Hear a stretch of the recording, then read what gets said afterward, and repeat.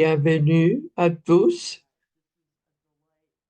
C'est une joie de vous avoir avec nous et Frère Timothy aussi. Nous vous souhaitons un très bon temps pascal et au moment de commencer, puisqu'on est dans le temps pascal, qui est aussi un temps synodal, demandons l'Esprit Saint pour pouvoir écouter profondément ce qu'il veut partager avec nous. Moi, je suis Maria Simpleman, religieuse du Sacre-Cœur de Jésus, et je travaille ici à la USG comme coordinatrice de synodalité. C'est un plaisir de vous avoir avec nous et d'avoir surtout Timothy. Il y a beaucoup de choses à dire sur Timothy, mais beaucoup d'entre vous le connaissent très bien. Et l'important maintenant, c'est que dans l'Assemblée synodale de 2023, il a été l'un de deux directeurs de retraite et il a été présent tout au long du synode. En- Il a été ensemble à Sœur Maria Ignazia Angelini pour la retraite. L'un de ses travaux les plus récents, c'est un livre qui s'appelle Écouter ensemble, méditation sur la synodalité. Il y a, euh, à part la méditation sur la synodalité, il y a un chapitre final où il parle sur la synodalité en action dans l'ordre dominicain. Cela nous dit comment on vit la synodalité dans la vie religieuse. Nous avons reçu maintenant la réponse des congrégations religieuses et à la consultation des synthèses du synode.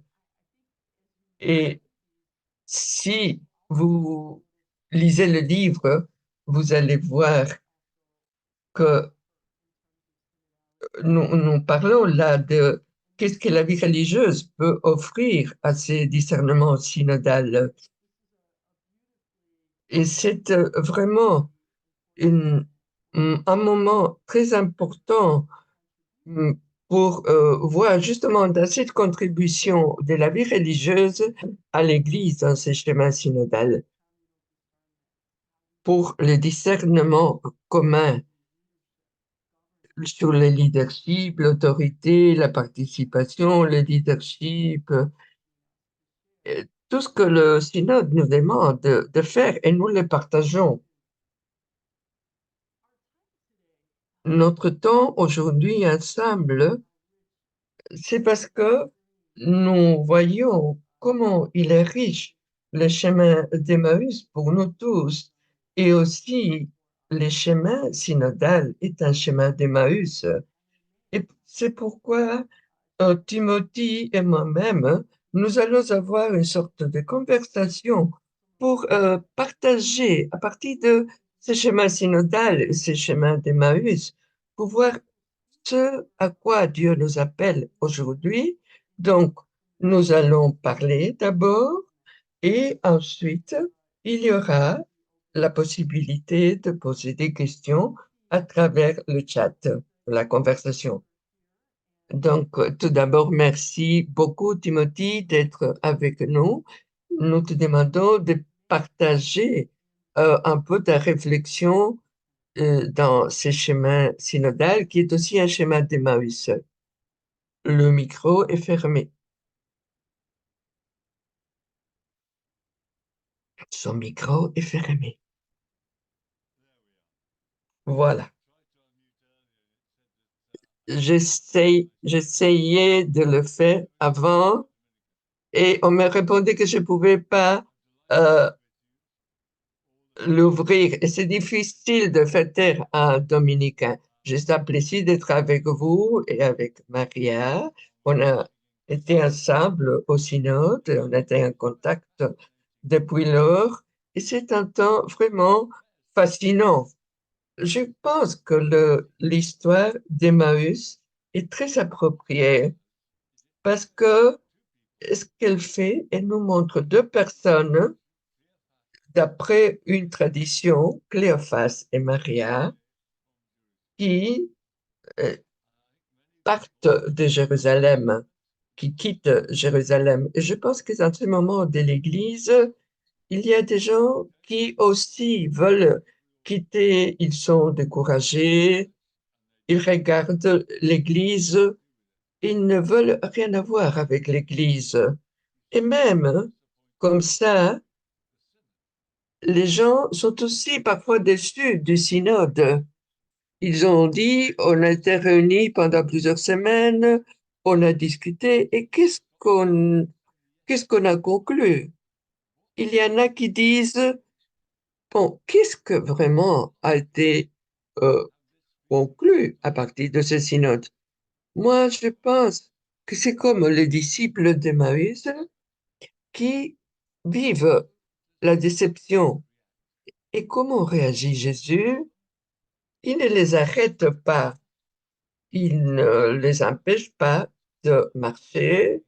Il s'approche et demande de quoi parliez-vous? Et moi, je pense que ça, c'est le premier pas pour nous dans ces mois qui, après le synode et avant la prochaine session, nous approcher des chrétiens, de demander aux autres, qu'est-ce que vous attendez? Qu'est-ce qu'il y a dans votre cœur?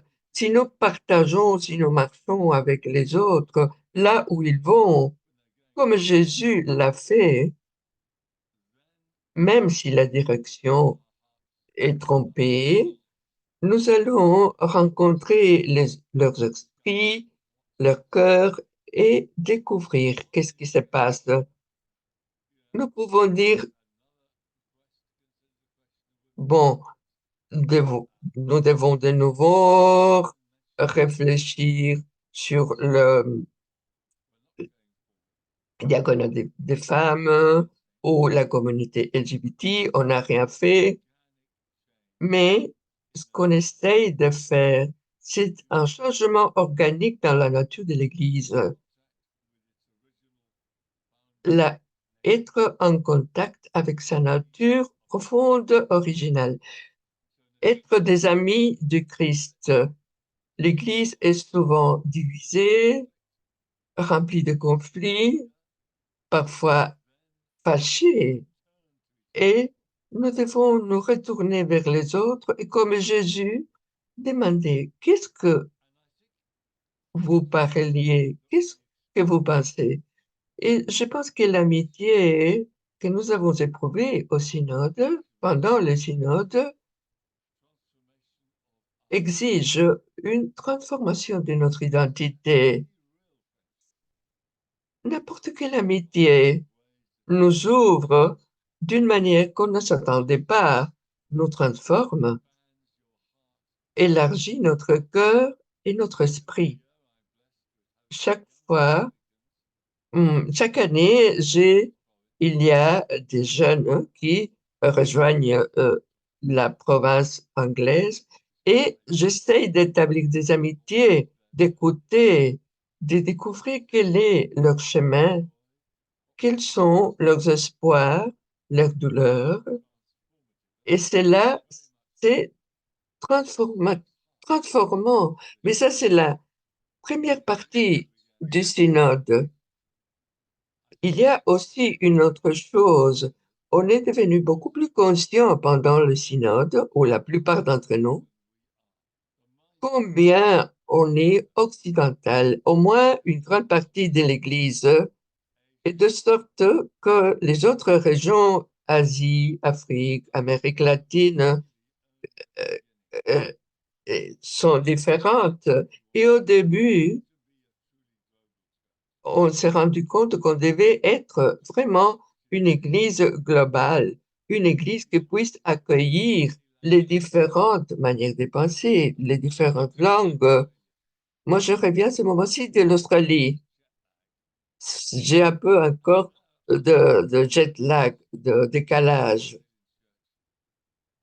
Et en voyant l'église, j'ai vu comme ils sont en train de s'ouvrir aux cultures indigènes, à leur manière de comprendre la terre. Et c'est une autre partie de, de dialogue, de vivre l'ouverture. Euh, Finalement, il y a eu beaucoup de questions sur la vérité. Est-ce que c'est vrai, ceci ou cela? Et ça, c'est important dans les chemins synodales. On aura besoin de théologiens pour offrir une contribution à la conversation, alors que nous cherchons de faire un chemin et une conversation profonde avec les autres et avec la tradition, avec les fondateurs de nos ordres et avec les jeunes d'aujourd'hui, qui est notre avenir.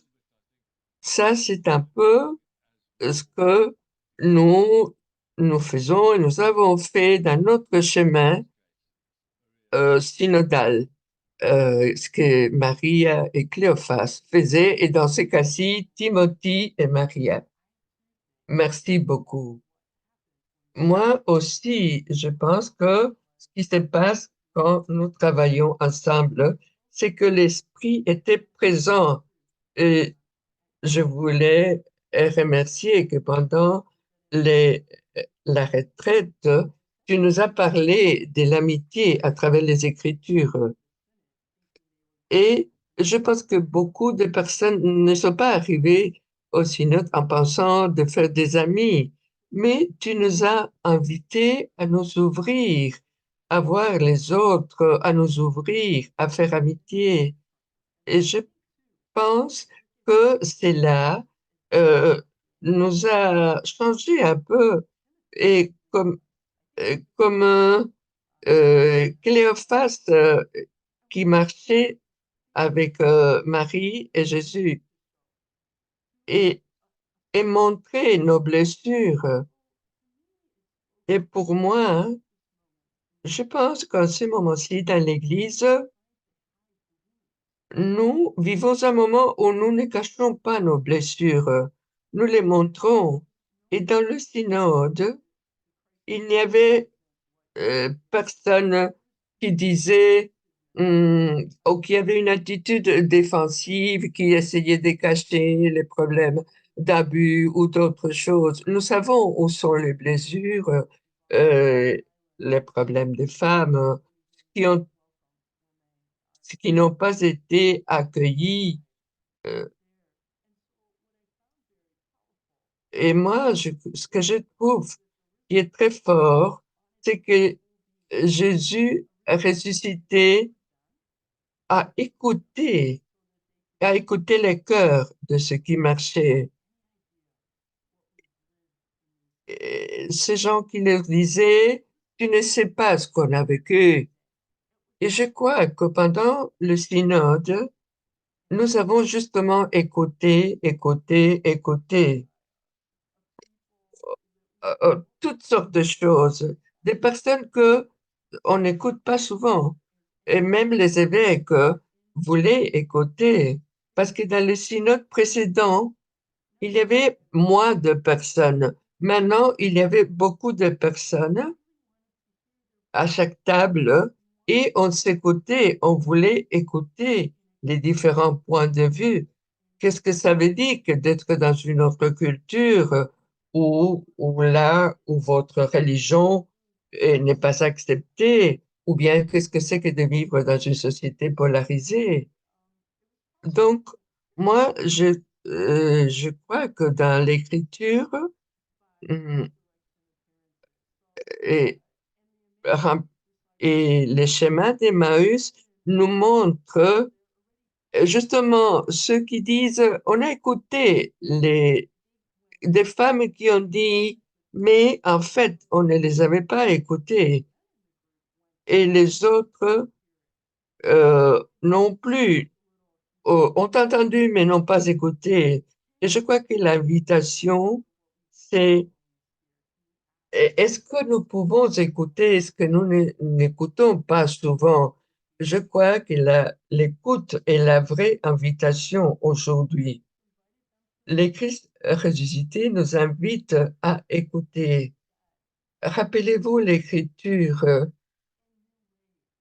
et il nous montre de nouvelles manières d'écouter. Et dans les tables du synode, euh, on avait les trois tours de conversation dans notre méthode de conversation et, et on revenait souvent avec des nouvelles questions qui étaient jaillies à partir du premier tour.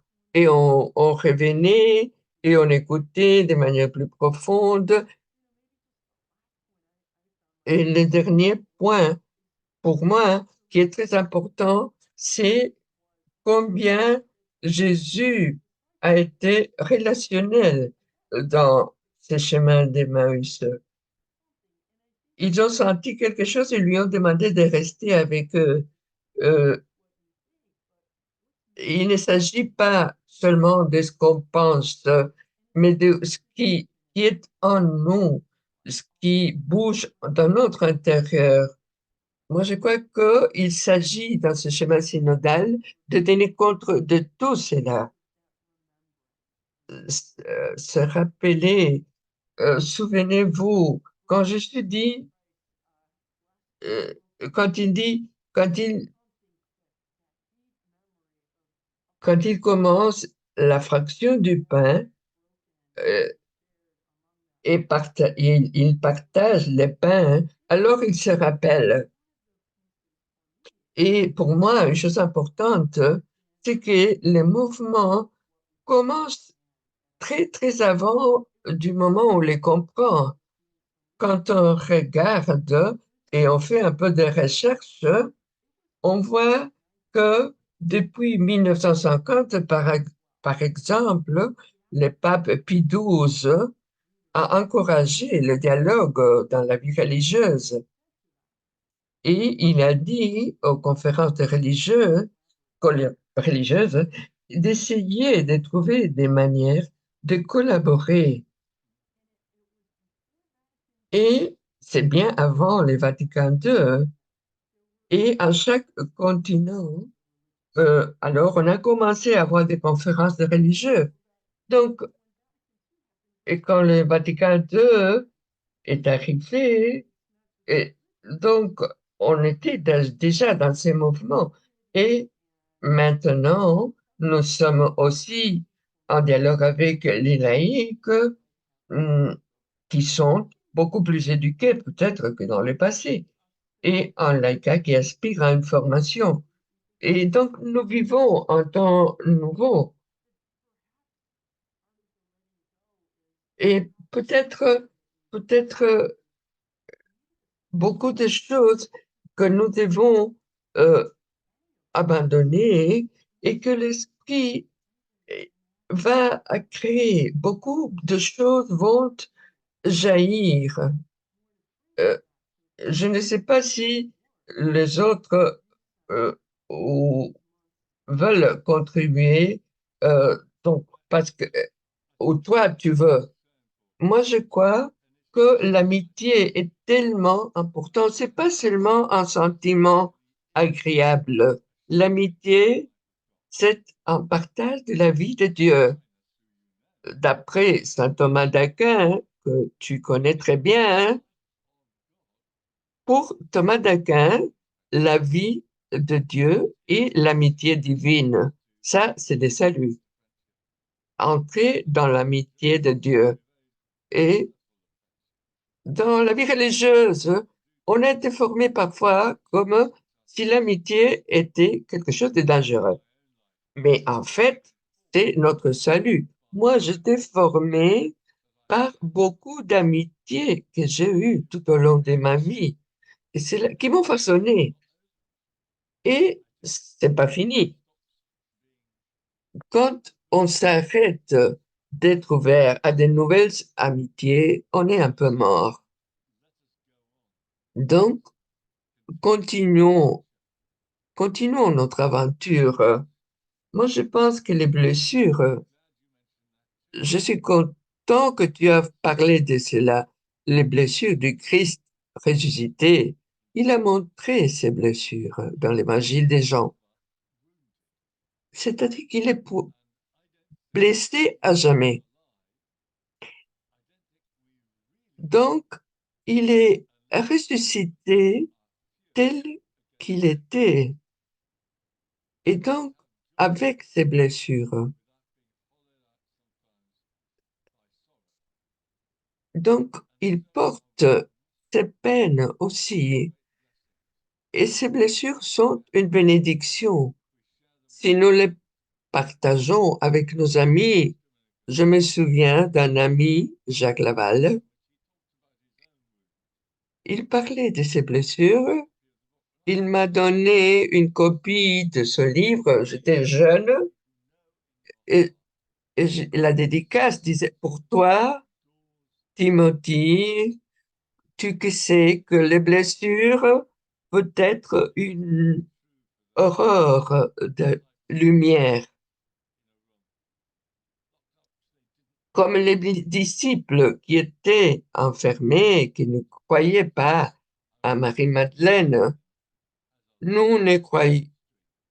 Il y a une longue histoire de ne pas croire aux femmes dans l'Église, l'histoire de l'Église. Et dans tous les chemins, moi je pense que ce que les disciples ne pouvaient pas croire que rien n'avait changé. Jésus, bon, on disait qu'il était ressuscité, ils étaient dans leur même réalité, ils étaient oppressés encore, mais il y avait un changement profond qui était en train de se passer dans leur vie jusqu'à ce que ils l'ont vu et ils ont vu le ressusciter. C'est à toi, Maria. Oui, il y a quelques années, il y a eu, on a consulté aux femmes religieuses, il y a eu un questionnaire sur l'expérience synodale. Et qu'est-ce que vous pensez que c'est le rêve de Dieu pour la vie religieuse? Et il y avait beaucoup qui avaient répondu que on devrait laisser aller même nos blessures, je ne dis pas les abus et tout ça, mais il y a des blessures dans l'Église, dans nos relations, et nous avons besoin de guérison, mais et nous savons que c'est le travail de Dieu. Mais je me dis que, que parfois, il y a une invitation dans l'Église actuellement que, comme le disait la Lumen Gentium, que le peuple de Dieu, l'Église est un mystère de Dieu et quand nous parlons de ton ami Thomas d'Aquin, que nous, la réflexion sur l'onction que nous avons reçue dans les baptêmes avec l'Esprit Saint et aussi dans l'onction des malades et, et aussi dans les ordinations, actuellement, on est invité à à aider, à demander aux autres d'être aidés pour regarder, pour voir de manière différente les choses. Euh, Tu parlais aussi de jeunes religieux et séminaristes. Il y aura des lieux où l'on ne verra pas la lumière, mais il faut essayer de voir la lumière. Avant le synode, il y a eu une conférence aux îles Fidji. C'est des gens qui pensent d'être au bout du monde et c'était une conférence, vraiment la conférence plus synodale à laquelle j'ai participé. Il y avait 99 séminaristes et ils ont invité des jeunes religieuses et des laïcs des autres îles et peut-être 20 leaders religieux de congrégation. Et c'était organisé par la conférence des religieux des îles. Ils ont écouté beaucoup. C'est l'une des expériences synodales les plus belles avant le synode. Et moi, je pense qu'il faut toucher toutes ces réalités et les créer aussi quand j'ai fini le synode. On a eu beaucoup de présentations et dans toutes ces présentations, ce qu'on a fait, c'est de partager des expériences. Et je me dis, cela peut se passer partout, pas seulement dans les synodes, des conversations dans l'esprit. C'est quelque chose qui nous a enseigné à les vivre dans nos églises locales. Donc, quelle était ton expérience après? Moi, moi, j'ai parlé beaucoup du synode après le synode. J'ai trouvé un intérêt dans les États-Unis moyen, beaucoup d'intérêt en Australie, par exemple, et en Irlande, pas beaucoup en Grande-Bretagne, je dois le dire, et c'est bizarre parce que les gens, toutes les bonnes conversations semblent que tu perds un peu le contrôle. Si, quand tu commences une conversation avec un ami, tu ne sais pas très bien où ça va te mener. Et je pense que pour beaucoup de gens, cela fait peur de perdre le contrôle dans leur vie. Et on vit dans une société où tout est... Il s'agit du contrôle. Dans les 16e siècle, on a commencé avec une compréhension mécanique de notre monde. Tout doit être mesuré et contrôlé. Et on doit savoir comment les choses vont finir.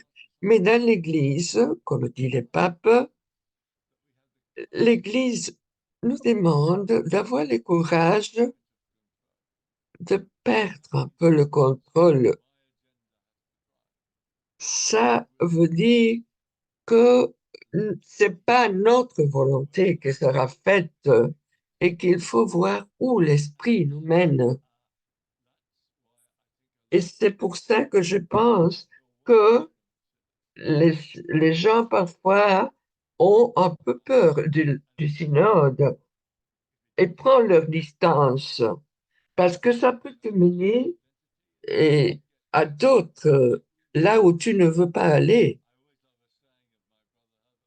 Je dis à un confrère souvent, un, il vit euh, ici à côté, on a vécu ensemble longtemps. Il dit, si tu aimes, tu seras blessé et tu peux mourir. Mais si tu n'aimes pas, tu es déjà mort. Et ça, c'est l'aventure d'être vivant et d'aimer. Et c'est pourquoi les papes nous disent souvent que c'est l'esprit qui est le protagoniste du synode. Et voyons où l'esprit nous mène. Il sait où il veut aller. Et ça, c'est l'aventure.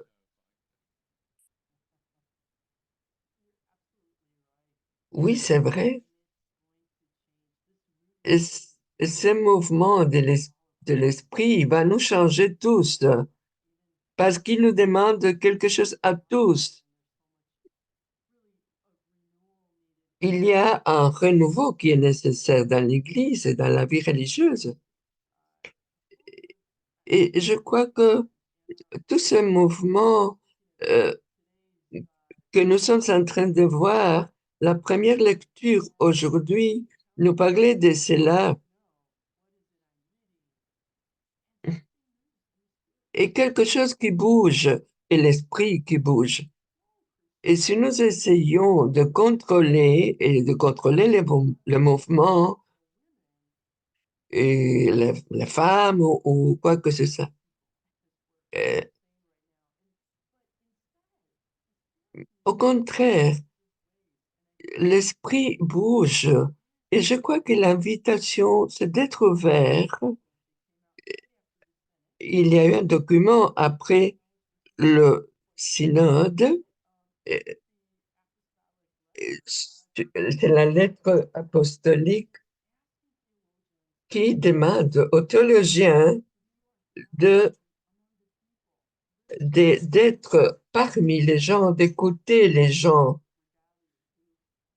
Il y avait un théologien qui parlait il y a très longtemps, je l'ai lu quand j'étudiais, que la vocation du théologien, c'est écouter les cris des gens et écouter l'enseignement de l'Église pour mettre ensemble ces deux choses, les cris des gens et l'enseignement de l'Église. C'est ça l'appel aux théologiens.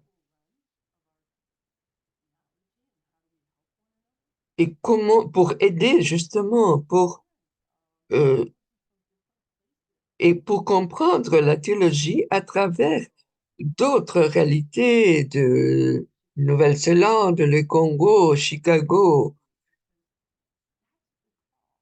Parce que ça, c'est l'appel.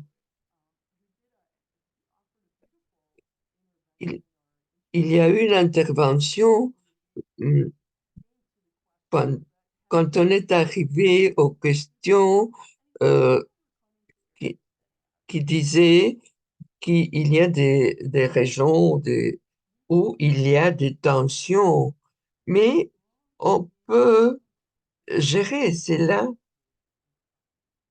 si nous nous rappelons que nous sommes des frères et des sœurs dans le Christ.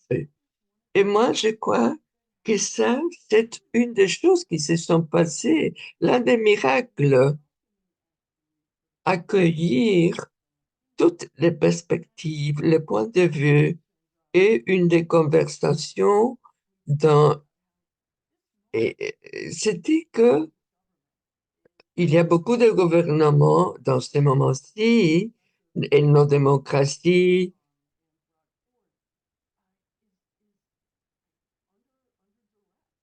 et il y a un grand défi. euh, euh, Parfois, on ne voit pas euh, ce que les autres veulent. Ça se passe dans les différents continents et il y a des miracles aussi. Si l'Église peut être contre-culturelle, le pape aussi nous dit qu'il veut écouter tous, il veut écouter toutes les voix, que tous les peuples de Dieu, que tous les baptisés soient écoutés. Et comment le faire? Je crois que c'est un moment très intéressant. Et je crois que il y a quelque chose qui bouge dans ce sens-là. Et on voudrait aussi écouter les gens qui sont ici, si euh, vous voulez poser des questions. Vous pouvez les écrire dans le chat conversation euh, anglais, pardon, en espagnol, français, anglais, italien, disons les langues qu'il y a ici. Si vous voulez écrire des questions ou des commentaires ou vos points de vue pour justement pouvoir le faire ensemble. Les gens sont en train de penser. Je voulais dire que tu as parlé de la lecture d'aujourd'hui parce que Philippe, qui veut dire celui qui aime, et j'ai pensé que c'est un modèle pour les théologiens. Il va, et ça a à voir avec l'histoire d'Emmaüs. Il ne dit, et comme dans l'histoire d'Emmaüs, Jésus va avec eux. Il ne dit pas où ils doivent aller. Il est au service de la conversation. Et aussi dans la lecture d'aujourd'hui, l'eunuque, Philippe se met au service de sa conversation. Et je pense qu'un théologien,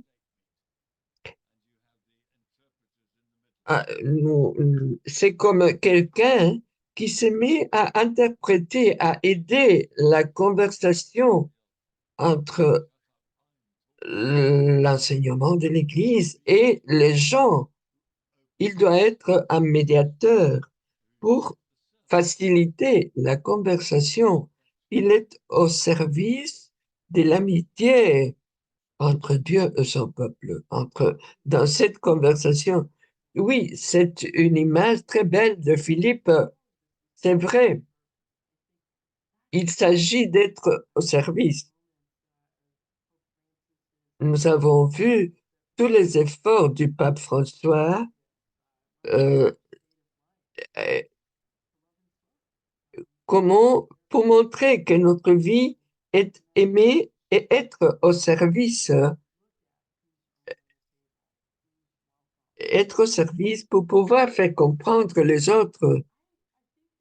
Je pense qu'actuellement, quand nous voyons les besoins du monde de l'Église, il n'y a pas de limite au, au- à l'appel. Il faut élargir. Il y a un effort. À, je- je- pendant ce temps pascal, je vous demande de lire la synthèse du document après le synode. C'est très, très court. Il y a des choses très précieuses là. Donc, pour ces groupes de la vie religieuse, ce serait très, très bien de lire ce document. Ce document nous invite à, à- il y a des réflexions très précieuses. Qui a le don de prêcher, qui a le don de guérir. On a des dons différents. Et dans les documents, euh, il y a des questions qui sont précieuses. Quels sont les nouveaux ministères dont on a besoin, même ceux des femmes? Le seul lieu où il y a vraiment une urgence, on a dit pendant le synode, c'est justement la participation de la femme dans toute cette table de discussion, de décision. Et c'est le don, c'est un don qu'elles ont. Les cardinal Horwick a, a dit que les femmes sont débaptisées comme les hommes. Et donc, comment on comment on réalise cela? Il y a une question ici sur la polarisation qu'il y a dans l'Église. Peut notre Église être synodale? Euh, Comment travailler cette polarisation qui existe dans l'Église? Moi, je pense que les autres sont toujours une aventure. J'ai la chance de rencontrer des étudiants jeunes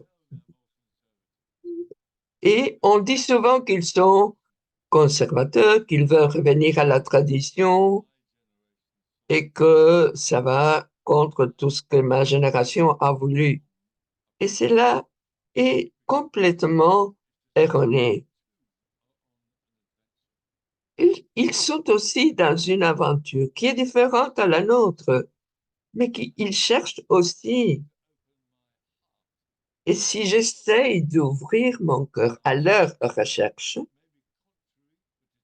peut-être est différente, mais pas contradictoire. Une fois que j'ouvre mon cœur, je vois qu'ils sont en chemin et alors, à ces moments, on peut se comprendre. Et beaucoup, c'est sur l'imagination. Si j'écoute et si j'essaye d'imaginer qu'est-ce que c'est pour eux que d'être là, pourquoi ils sont là. J'ai parlé pendant le synode, il y a eu une discussion dans l'ordre sur la prédication comme un dialogue et la prédication comme la proclamation de la vérité que nous avons. Ensuite, on s'est rendu compte que euh, l'Asie était un continent de dialogue et l'autre groupe venait de l'Union soviétique. Donc, il fallait comprendre leur contexte, écouter leurs histoires pour pouvoir avoir une lumière qui puisse illuminer la situation. Merci. Est-ce que je crois qu'il y a une question ici de Nadia qui est écrite en italien, s'il vous plaît. Pour- Et entre les deux sessions du synode, c'est quelque chose qui est écrit là. Est-ce que je peux dire quelque chose? Oui. Maintenant, elle lit une question en italien, de l'opportunité d'intervenir. Elle va lire en italien. Merci de l'opportunité. Et moi, je pense de quelle manière les religieux du monde pourraient faire sentir leur voix pour faire cesser la guerre, montrer que nous voulons la paix, pas avec des mots, mais avec des gestes prophétiques et symboliques. Nous faire écouter parce qu'on est une multitude. Il faut être concret. Bon, imaginons qu'est-ce que cela signifie au Moyen-Orient actuellement. Il y a beaucoup de gens au Moyen-Orient, Israéliens et Palestiniens, en ce moment-ci, qui essayent d'être des amis au-delà des barrières. Et nous, religieux, dans ces lieux comme l'Ukraine, le Moyen-Orient, est-ce que nous pouvons avoir le courage d'être des amis des personnes que notre famille voit comme des ennemis? Nous avons un dominicain juif égyptien converti et il, il, il habite à un endroit à Israël où il est entre le monastère cistercien et un kibbutz, et ils ont des rencontres, et sa manière concrète de, c'est juste son point de vue, c'est de s'exposer au rejet. Il essaye de parler à- avec ceux qui sont vus comme des ennemis. Et c'est ce que nous devons faire en Israël en ce moment-ci. Ma communauté est au nord de Damas, et, et nous essayons de parler avec des Juifs et Palestiniens en disant: ceci est votre maison, nous voulons écouter le deux. Merci. C'est quelque chose que, oui, nous essayons de faire, que le pape François nous invite à faire. Il y a un appel à faire autrement. Il y a deux autres questions en espagnol. Est-ce que vous pouvez lire? OK. Il y a 20 ans que j'ai étudié la théologie sur le nouveau ministère, et nous nous demandons encore, est-ce qu'il y a des progrès? Ensuite, comment répondre à l'urgence pastorale de l'Eucharistie et l'absolution quand il n'y a pas de prêtre? La première, je l'ai cotée. La, la deuxième, s'il vous plaît, vous pouvez répéter, celle du manque de prêtres, celle qui parle de l'urgence pastorale. OK. La première partie, c'est les progrès sur le nouveau ministère. Moi, je pense qu'il y en a. Tu connais, Maria connaît plus que moi. Je crois qu'il y a des discussions sur le ministère du lecteur, par exemple. Et beaucoup de personnes pensent ou explorent la possibilité de voir le ministère de la prédication, justement pendant l'Eucharistie, devrait être ouverte aux lecteurs, ceux qui ont le ministère du lecteur et qui souhaitent, ils sont capables aussi d'être des lecteurs. Et cela pourrait répondre à une urgence, c'est qu'on a besoin de la voix de la femme dans l'Eucharistie, dans l'Église, lorsque on se réunit comme assemblée. La deuxième, s'il vous plaît, si vous pouvez la répéter, la deuxième question, celle qui parle du manque de prêtres. Comment répondre à l'urgence pastorale? Voilà, comment répondre à l'urgence pastorale de l'Eucharistie et l'absolution quand il y a tellement de prêtres qui manquent. Donc, il manque de prêtres. Gauche, mon Dieu, ça veut dire. C'est une question brillante. Ben, Maria, tu auras une réponse très bonne à cette question. Quand on regarde le synode,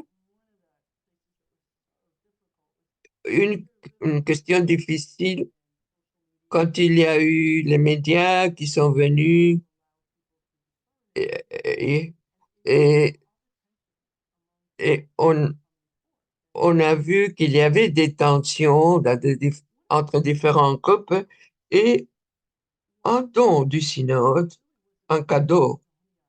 Et pendant le synode de l'Amazonie, euh, c'était, c'était que on avait justement besoin de, de la parole, de l'Eucharistie, et qu'on n'a pas de ministère. Et il y a eu une conférence épiscopale de l'Amazonie, euh, et il y a son président et les vice-présidents sont trois femmes. Elles sont religieuses. Et il y a eu en interview d'un journal où d'entre elles parle et dit que ce que nous faisons, c'est répondre aux besoins des gens.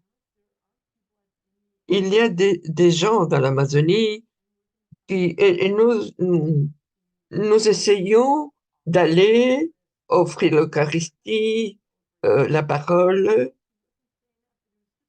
Bon, pas exactement comme ça, mais elle disait tout simplement, on essaye de répondre de manière créative aux, aux besoins, aux fins des gens.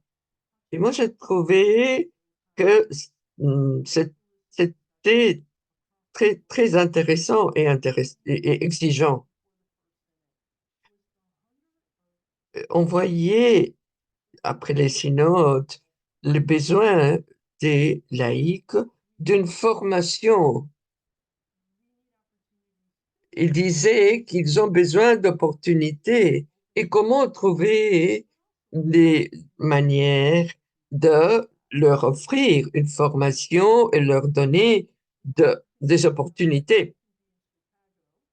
Moi, je peux être à Chicago ou à Rome où il y a une liturgie tous les 15 minutes. Mais il y a d'autres lieux.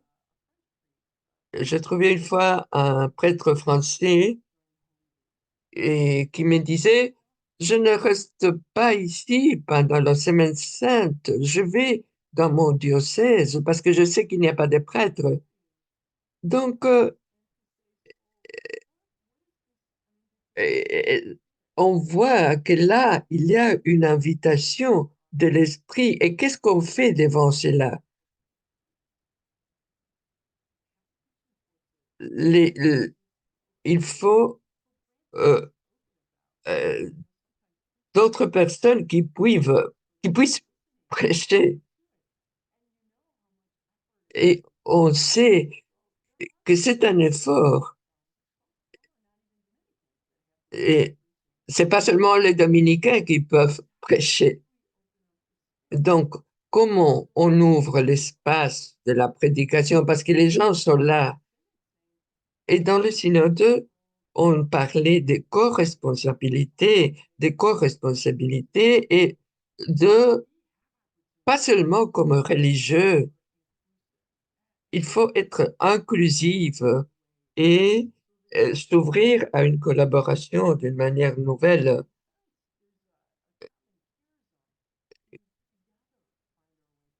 Il faut trouver une manière d'avancer pour trouver les manières et être dans les paroisses et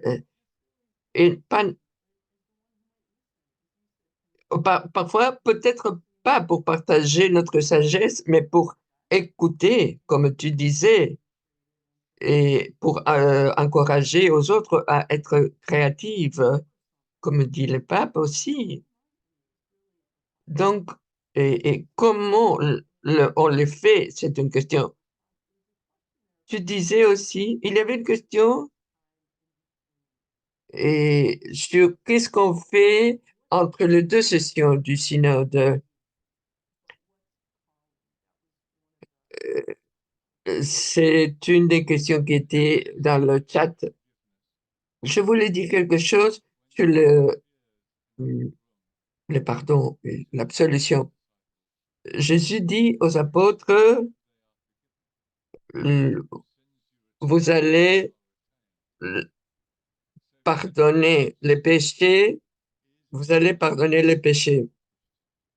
Donc ça, c'est un don offert à tous les chrétiens, pas aux prêtres. Et nous pouvons voir cela au Rwanda après le génocide. Toute l'Église s'est engagée dans un processus de pardon et guérison. et c'est une pratique rwandaise. Je crois que ça s'appelle Kwakaka. Et donc, l'Église a organisé, même avant que le gouvernement n'appelle à le faire, donc des pratiques de pardon et réconciliation tout au long du pays. Et nous pouvons être inventifs, créatifs, trouver des manières pour cette pratique du pardon. J'étudie aussi les droits canons, mais 20 minutes seulement. Et probablement, je suis la personne la plus ignorante sur les droits canons. Mais on sait que dans des situations d'urgence, quand il n'y a pas un prêtre, n'importe quel baptisé catholique peut offrir l'absolution dans une maison, un champ de bataille ou une situation d'urgence ou une situation d'urgence, n'importe quel chrétien peut offrir, catholique, pardon, peut offrir le pardon. Et comment faire cela, faire de cela une partie de toute l'Église, mais le pardon est pour tous. Absolument, merci pour cela. Cela nous mène aux conversations, pas seulement du synode, mais pour nous tous ici. Ça, c'est aussi les questions qui sont écrites ici. Il y en a qui ont demandé et, et qu'est-ce qui va se passer. Il y aura beaucoup de choses, des groupes, parce que le synode était conscient qu'il ne pouvait pas couvrir tout dans un mois.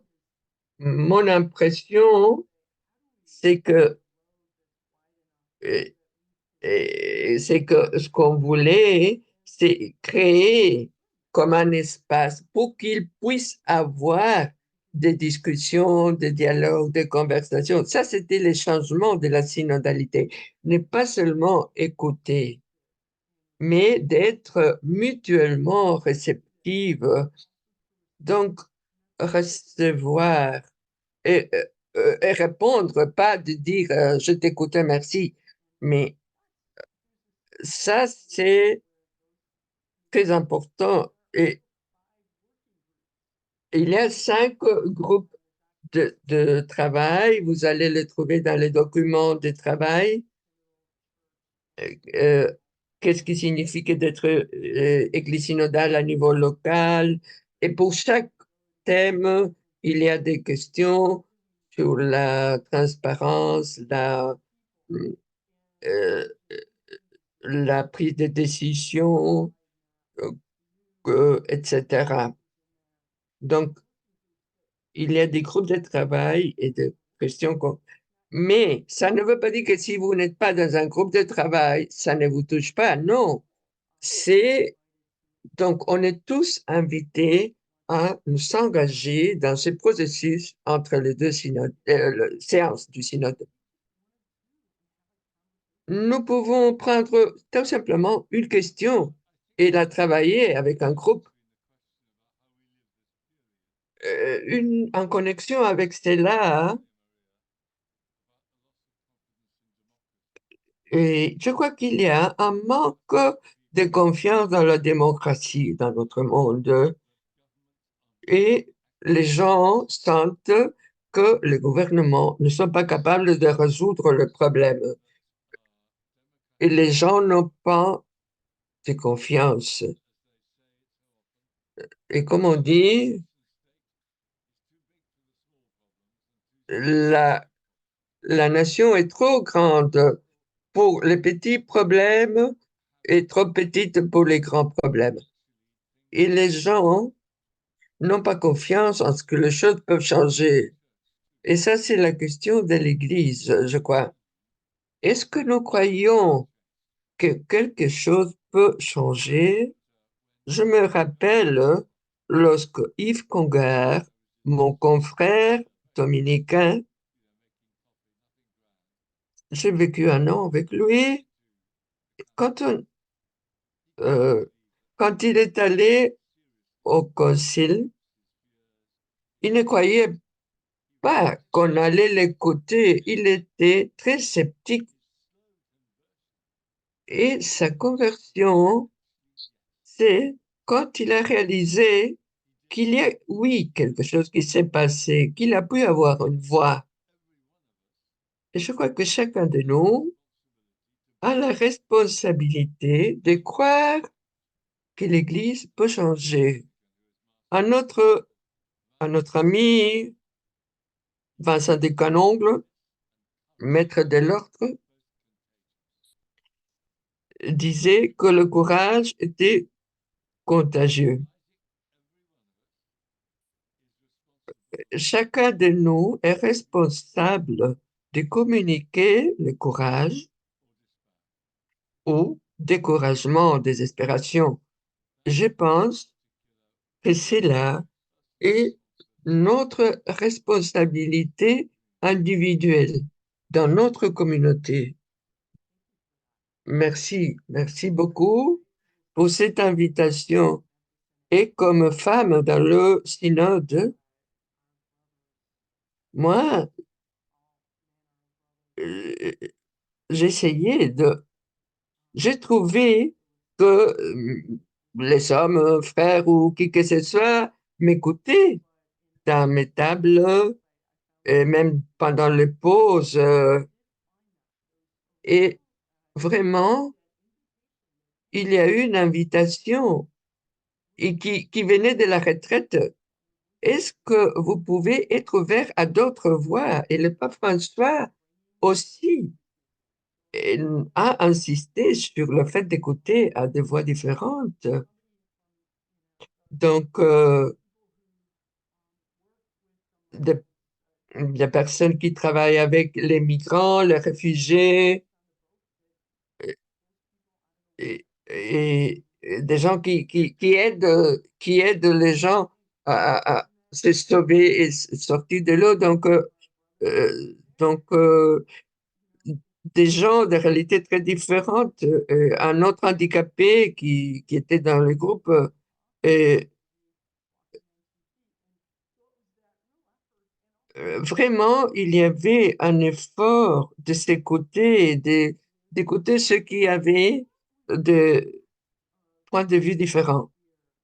Qu'est-ce que tu demanderais aux gens qui sont ici pour les prochains mois? Qu'est-ce que tu nous demanderais? Moi, partager l'espérance. Partager l'espérance n'est pas partager le désespoir. Je vois qu'il y a encore des questions.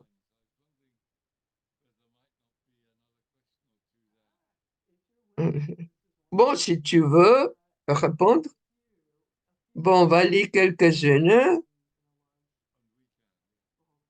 et on va répondre de manière générale. Est-ce que comment tu vois la théologie de la libération en rapport avec la synodalité?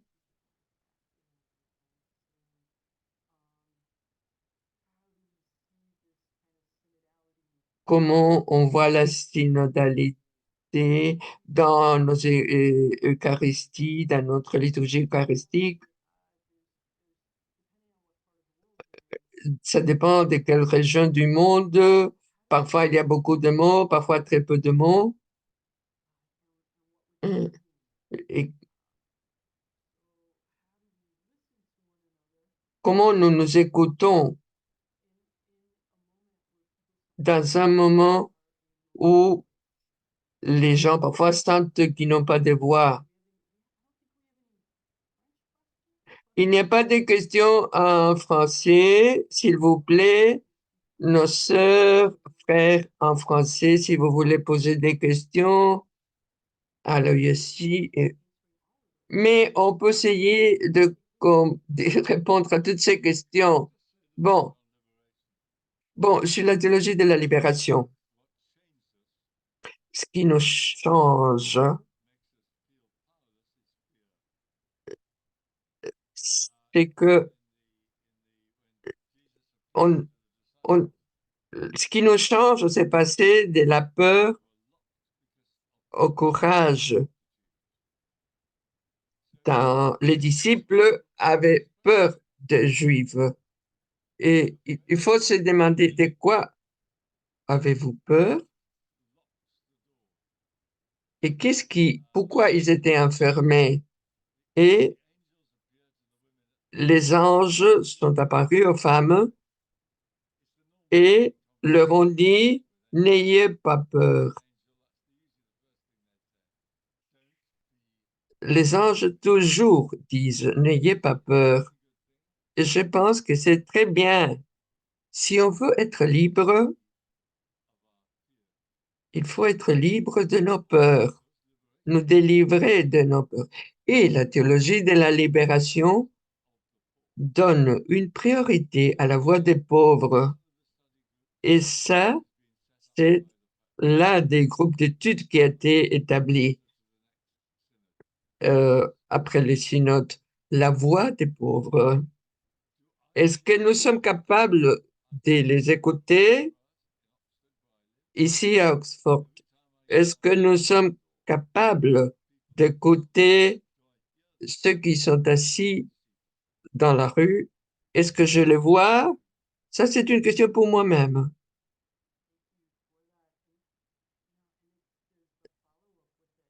Oui.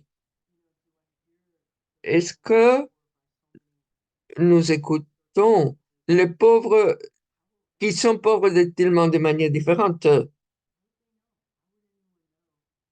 Et, et,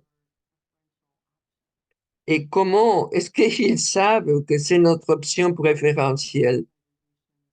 Et comment cela, on vit cela dans nos congrégations et dans nos vies?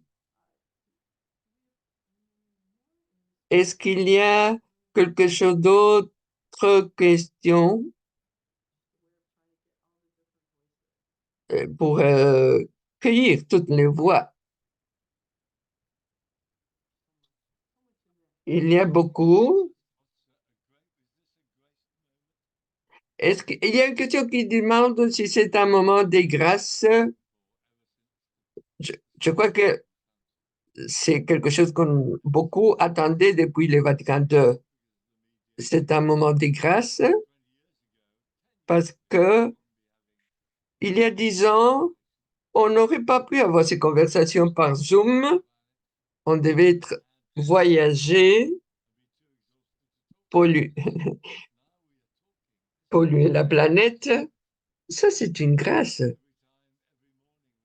Chaque matin, on a la messe, 200 personnes qui viennent, qui écoutent. Je crois que c'est un moment de grâce, de nouvelles manières d'être en contact, de faire des amitiés qui n'a jamais été possible avant. C'est vraiment un moment de grâce. Et je crois que ce temps est une invitation à risquer l'espérance. C'est pas l'optimisme, c'est une paix profonde et c'est c'est c'est beaucoup plus de ce qu'on imagine. C'est un moment quand on voit tellement de choses qui se passent et on a toujours des choix. Est-ce qu'on veut être libre et suivre cette invitation à risquer? Parce que quelle est l'autre option autrement? Et je crois que dans le synode, hmm, et une chose que je voudrais inviter tout le monde, je sais qu'on aura d'autres sessions dans les langues différentes pour sur les conversations dans l'esprit. Moi, hein, j'ai trouvé dans les différents continents que lorsque les communautés suivent cette méthode de la conversation dans l'esprit, ça les change, ça les change, même si c'est pour le partage de l'écriture ou il y a des choses qui bougent. Et c'est vraiment un modèle qu'on voit qui se passe partout dans le monde. Et quand les gens le font, quand les gens se sentent écoutés, il y a quelque chose qui bouge. Quand, quand vous êtes écouté 3, 4 minutes, euh, évidemment, c'est fatigant, mais il y a une invitation à le faire, à être avec les autres qui pensent différemment et comme communauté aussi, avoir des espaces d'écoute, chacun pour élargir notre tente et nous aussi avoir ces conversations. Parce que les blessures sont aussi dans l'Église, dans la vie religieuse et la guérison aussi, et dans tous ces domaines. Donc, je vous invite à trouver quelques manières dans un niveau local pour s'engager dans ce dialogue. Je vous offre ceci. Les gens disent, on voudrait euh, avoir les, on voudrait que les prêtres soient engagés dans les schémas synodales. Euh, À la fin du mois du synode, il, il y aura une rencontre des prêtres, de curés des paroisses qui auront une expérience comme nous avons eu dans le synode pour avoir cette expérience de conversation dans l'esprit.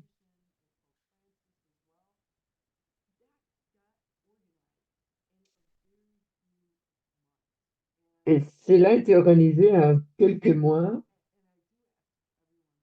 Et je vous demande de prier, s'il vous plaît, pour cela, parce que nous avons tous besoin de conversion. Donc, prions pour une ouverture dans.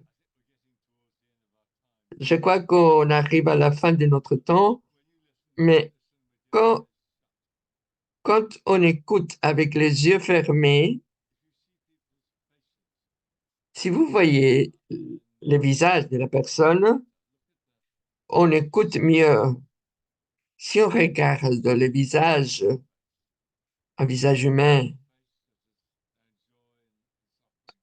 un visage de quelqu'un qui souffre ou qui se réjouit, regardez les yeux des autres. On ne peut pas les haïr si on voit les yeux. Il faut les voir ses yeux, ses visages. Ça, c'est une chanson. Nous devons nous regarder, voir nos visages. Merci, merci. Timothy, c'est très beau pour finir. C'est Chemin d'Emmaüs. Hmm, Espérons que le Christ nous aide à nous rappeler. Et merci beaucoup, Timothy, de ton temps, de ton engagement, ton accompagnement pour être un frère entre nous. Nous allons prier pour toi et nous allons prier tous les uns pour les autres pour que pour que nous soyons tous ouverts à cet esprit qui nous invite euh, en ce temps entre les deux séances du synode et dans nos régions pour essayer des choses nouvelles. Euh, parce que c'est ça l'invitation. Merci beaucoup, Timothy. Que Dieu vous bénisse tous. Au revoir. On va ouvrir les micros.